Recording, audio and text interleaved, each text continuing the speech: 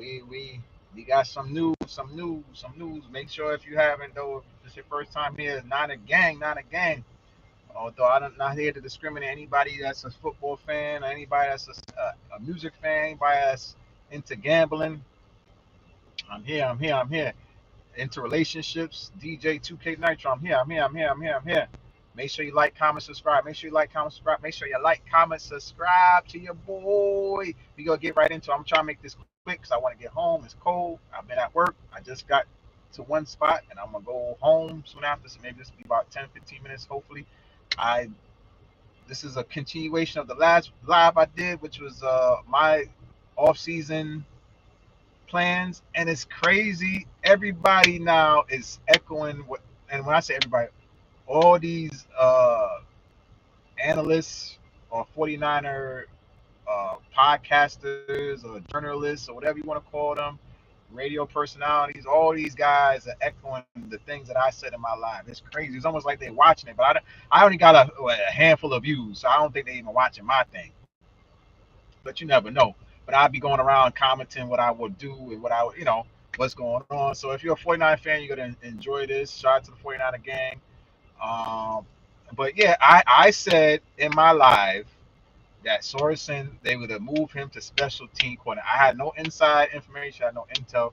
I just felt that's what it was going to do. I just felt because they like him, they don't want to get rid of him. The team loved him. I don't know if they still love him as much, but they loved him before. He was part of the system. He was part of the clan, the clique. So I couldn't see them just firing him outright, getting him out of the organization or the team altogether, and not like keeping him in some capacity. And I do recall he did do special teams in the past, so I do recall that he had some ties to the special teams. And I know Kyle don't really care for the special teams, and it's something he could do. I think Sorensen can handle special teams. He could do that. I could see him, but it's up to him if he wants to accept that. It's kind of a demotion, but I want to see if he accepts it. He should accept it because nobody else is going to give you a prominent position on their staff. I'll be shocked. You better take that special team job and just be thankful that you got a job versus, and you ain't got to uplift your family and all that stuff and go nowhere else. So Sorensen, welcome to being our special team coordinator, which I'm cool with. I'm okay with. You can't fumble that, and that is a good role for him to do and for his level of functions. And hey, if he still has aspirations of ever being more, he can. Special team coaches have become head coaches in the NFL and other type of positional coaches again. So it's not a real possibility. Maybe a year or two from now, he could if he does a good job, he could become a candidate for another position down the line. So he needs to just humble himself and take that. I know it's kind of a demotion, but he got a job, so he need to be cool with that and take that. And I think they offered it to him. It's up to him to accept it. And I think he will. But that was the first thing theory that I had, and it's coming true. The second thing I was gonna do, or I was speculating, which is now being what I was thinking and or assuming they might do. They now are gonna put. I mean, they're not thinking of putting Staley as the DC, and I think, and this is my prediction for what's gonna happen. Uh, they're gonna have to probably promote Staley to DC. Here's why. I personally think Salah's gonna get another head coach. I think Jacksonville's gonna hire him. That's my theory. But Jacksonville, who else they gonna hire? I think Salah is a good fit with Balky. They both from the 49er tree to a degree. He played in Jacksonville. He's gonna ramp up that defense. He's gonna make the defense a lot better. So I definitely think that that's a good fit for him. And I think that he has some familiarity. He's familiar with the organization. I can't say the word, but you know what I'm trying to say. He's familiar with the organization. He's played there. Well, I don't know if he played it, but he's been a part of the organization in the past. So I definitely could see Salah getting that head coaching job when it's all said and done. He has the experience of a head coach. Again, I think it's really the defense in Jacksonville that needs to improve, and Salah will improve that defense. And I think they have a quarterback there now, and I know that's attracted to Salah, so I can see him going there and taking over that organization. And Balky and him could get along, and they could do what they do. So I could see Salah getting the Jacksonville job, which then they're saying the 49ers want to hire Salah, which, hey, I would want to hire him too. But I don't think he's gonna come back. I just don't think he's gonna come back. I think at some point he's gonna get a head coach job. He's gonna take another DC job. He's not gonna stay there and be the 49ers DC. In my opinion, I could be wrong. I hope I'm wrong, but I don't think so. And I think they're gonna go through all the candidates and they're gonna settle on Staley. That is my theory. So uh, Staley is gonna elevate to DC full time because they're gonna have no other better choices. They're gonna keep it in house, elevate him. I know Kyle and him get along. They have a good relationship. So I know Kyle is about relationships. I know he's about. I see a lot of people in the chat. Thank you, y'all, for coming. Make sure if you haven't yet, you subscribe. If you haven't yet, make sure you hit that subscribe button, man. I need some followers to help me get to 1,000. But anyway, I know Kyle is big on familiarity. That word again, being familiar with players and being familiar with coaches, and he has that, and he likes people he trusts, and that get with his feng shui of being a coach. There goes an articulate word. His style. Let's just say his style. He likes people that like his style, and from what I always heard, they always get along. Staley and him, they always chatting. Debo is staying. They said so. Debo is in the clique. Kyle loved Debo, so Debo ain't going nowhere. So that's why they bring him back. Although Debo is on the decline, in my opinion, they're gonna bring him back. But Kyle loves him, so they gotta make sure they accommodate Kyle and bring back Debo. And I think Staley's gonna get. They're gonna do all the little. They gotta shoot for the moon. I think it's already known that Salah's not doesn't want to come back. I think it's already known. I think it's already they already know he does, but they just going through the motions of trying to appease the fans because the fans are gonna be like, "Oh, we want Salah, we want Salah, we want Salah," but they already know that Salah don't want no parts of San Francisco, in my opinion. In my opinion. Now, could I be wrong? Because Salah, if he strikes on everything, he has nowhere else to turn. He still want to coach, and the 49ers offer the job still. Yeah, he probably would take it at that, but if there's no other choice. But how long would that play out? We don't know.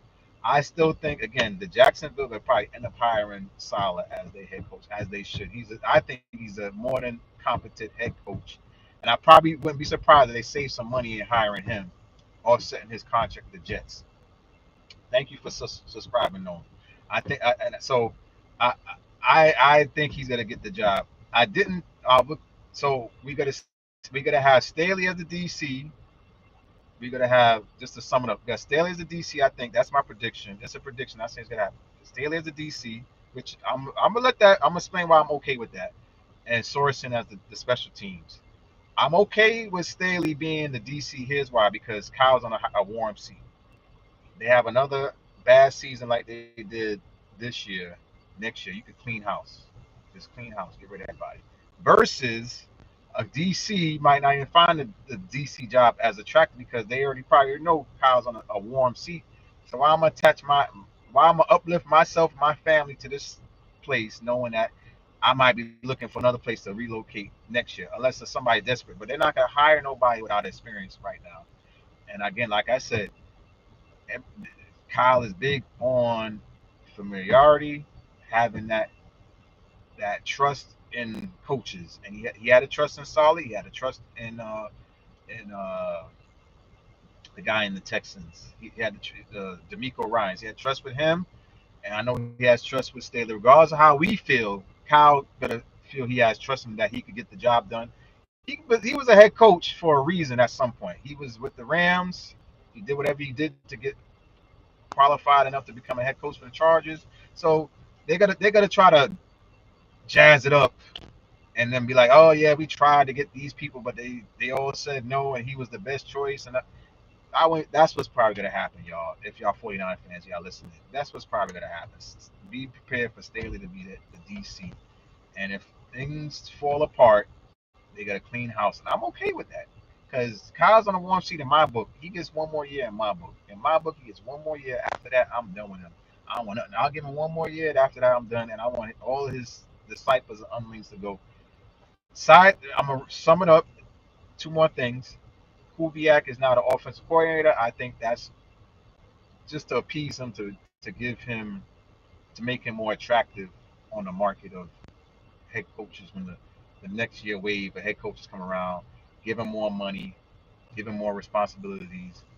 I don't know how much Kyle is going to actually relinquish, but he's probably Kubiak is probably going to be now on owners' radar when it comes to head coaches if we have a good year next year. So that's all that's about. Trying to make him more attractive so you get a head coaching gig through Kyle next year. Because for some reason, these owners love to pull from the 49er tree. Whatever they can get, they'll take it. They'll take people for GM roles, although they don't keep them for long. So the guy got fired after 2 years. Come on, man. We already know why, man. NFL, man. That's what it. Not for long if you're black. 1 year firing coaches, 2 years firing a GM that's black. That give the same treatment to anyway. I don't want to get racial, but it was a load of freaking crap. Anyway, but the good thing, let's hire that guy back, Ryan Carthage.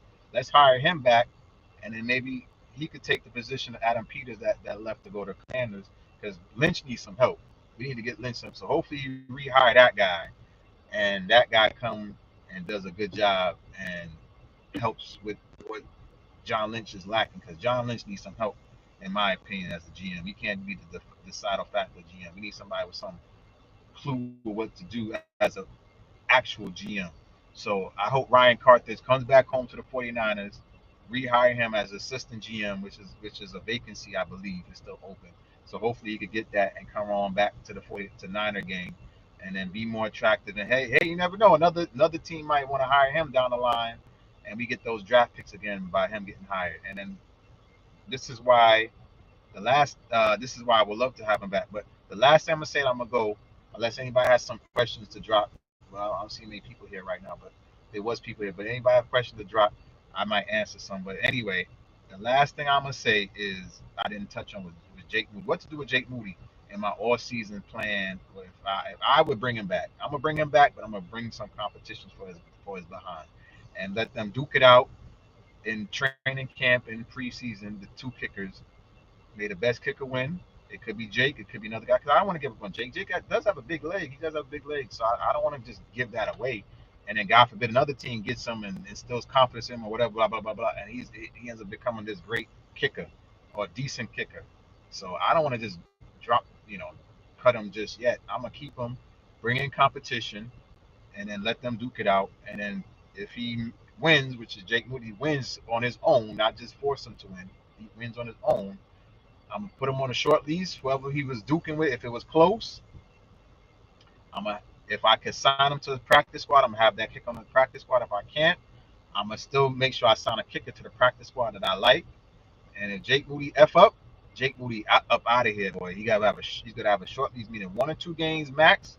He effing up still with the missing kick he should be making. He's out of there in the regular season. He's out of there. So sum that up. We gotta bring Jake Moody back to training camp. Give him competition that's competent competition, whether it's in the draft, whether it's free agency. Get him competent competition.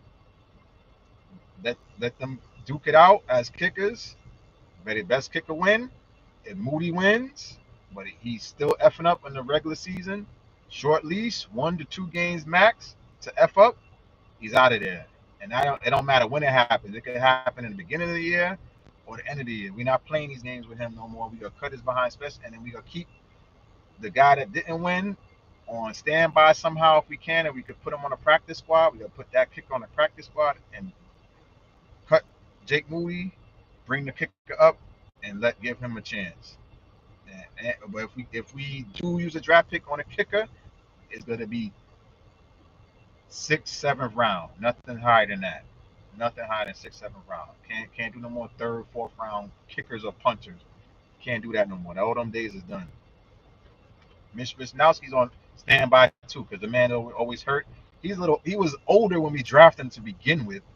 So we definitely should, if we're gonna draft somebody that's actually freaking 22, 21, 23.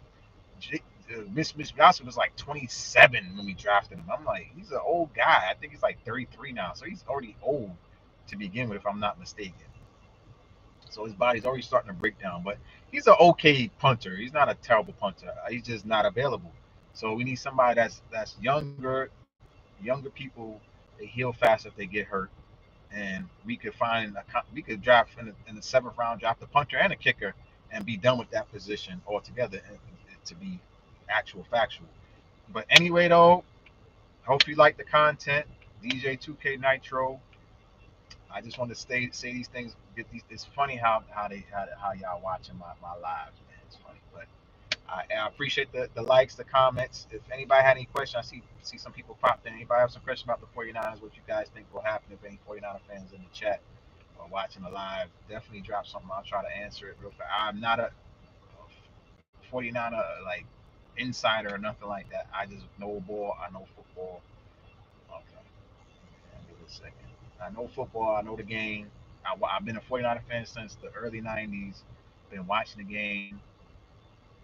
Shout out to Brock Purdy. He's okay. I'm just not the fan of paying him those $60 million plus.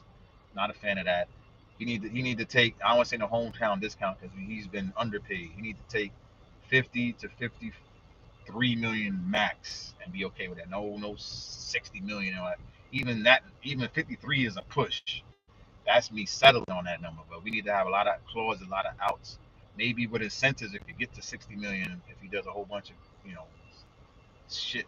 But if he doesn't, 53 million is take it or leave it town for me. If he doesn't want to take 50 million, I would feel comfortable. 50 million would be great. Actually, 45 would be perfect. If we get Brock Purdy for 45 million, I would love it. But I don't know if he's gonna take that. He's his agent talking about 60 million. 60 million, come on, man. Because the market, man. Like he ain't worth no $60 million.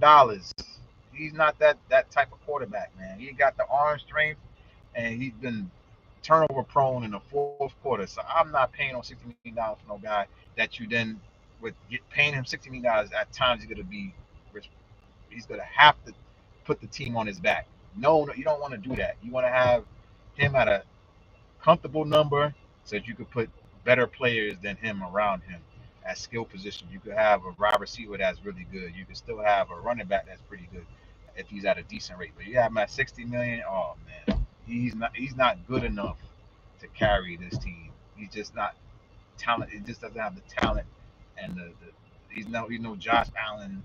He's no Patrick Mahomes. He's none of these elite Burrows. He's none of these guys that could elevate a team around him. He has to have a team that he could then elevate.